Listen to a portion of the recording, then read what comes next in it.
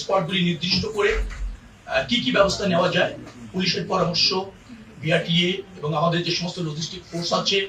আবার গতবার আমরা করেছিলাম টিসি থেকে বেশ কিছু বাস, এবং এবার আমরা আবার চেষ্টা করেছি যে বেসরকারি যে মালিক যারা আছেন, যারা ব্যক্তি পর্যায়ে পরিবহন মালিক, তাদেরও পর্যাপ্ত বাস যাতে ওখানে রাখা যায়।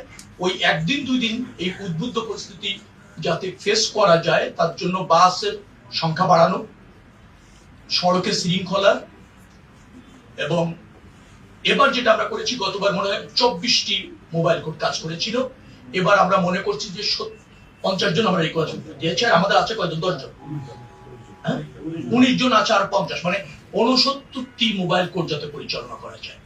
সেন্সিটিভ জায়গা হিসেবে বাইপাইল এবং আব্দুল্লাহপুর আমরা দেখেছি অস্থায়ী হঠাৎ কাউন্টার হয়ে যায়, যাদের কিন্তু নির্দিষ্ট পরিবহন নেই। এই চলমান পরিবহন বা বিচ্ছিন্ন পরিবহনকেই লোক খুলে দিয়ে তারা সেখান থেকে টাকা কালেকশন করে। এই দুটি জায়গা পাশাপাশি আছে ধুলাই খাল,